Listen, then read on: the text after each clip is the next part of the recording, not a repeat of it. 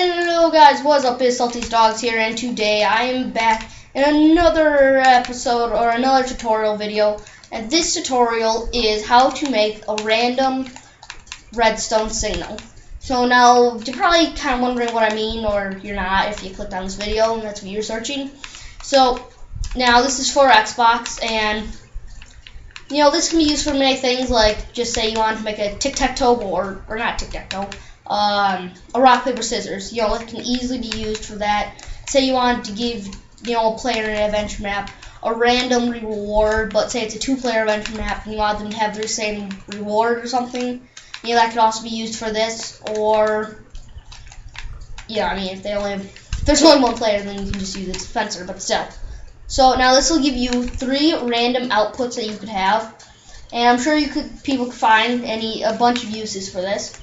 So what you're gonna want to do is you're just gonna build like this little triangle thing. So I'll show you. You're gonna need some pressure plates, and then you're gonna need stairs, and then you're gonna need any sort of block, sticky pistons, redstone repeater, redstone torch, and obviously some redstone. And you're just gonna want to make like a little square thing like this.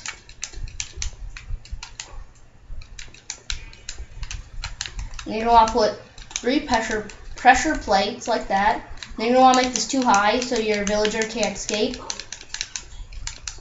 Like so. And then what you're going to want to do is you're going to want to spawn in a villager. Honestly, the villager stuff I would probably do last, but that's just me. And then right here, you're going to want to put a block. Then you want to go in there.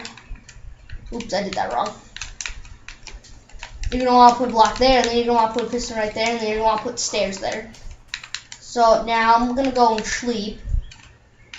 I don't have a bed. I will grab a bed. Oh my god! I'm such not a noob.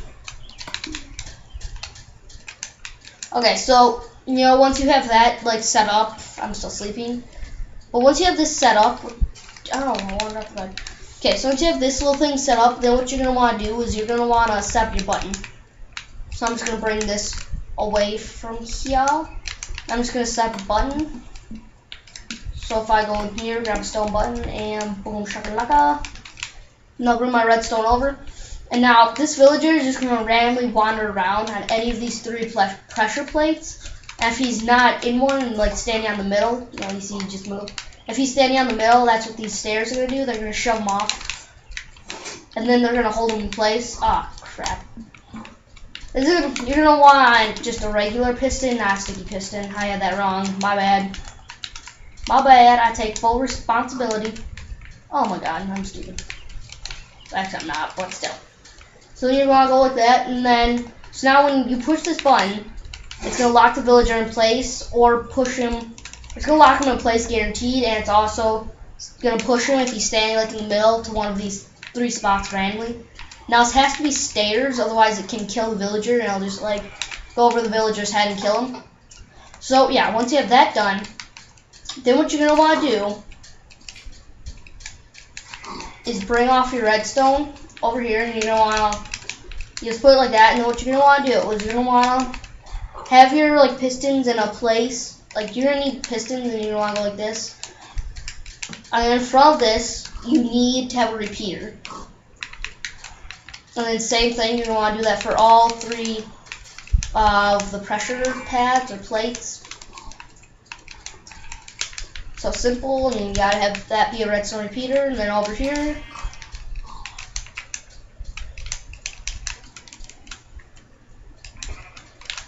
and redstone repeater. So now once you have that, you're going to want to go on the other side and just, you know, that's your output trail. Second output trail. And third output trail. So now that's going to randomly select one of those. Pig, get off there. So now one of these 3 is going to randomly be selected. So what you're going to want to do is you're going to want to bring your redstone out so it lights up the piston. And I'm going to bring this. Just didn't want to do that, but I want to go under.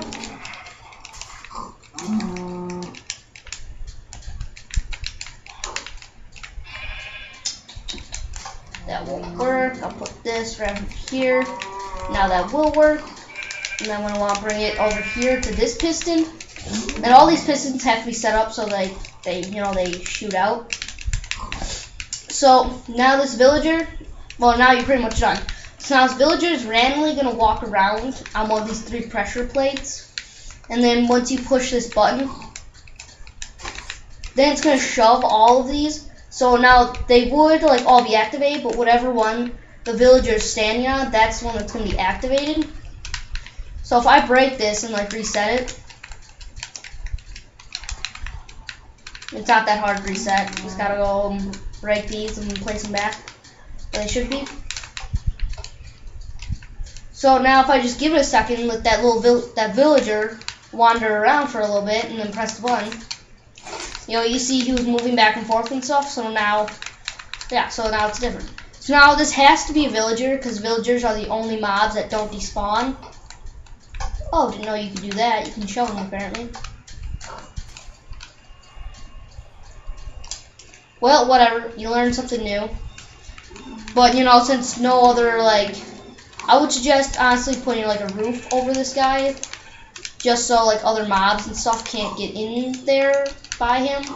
But that's your opinion. How safe you feel with how it is. That's personally what I would do. So yeah, that's gonna be it for this episode. If you enjoyed this or found it helpful, then like, comment, subscribe, and share the video. And if you didn't, well then why'd you watch it? I don't care. I hate you if you didn't like the video. So see ya!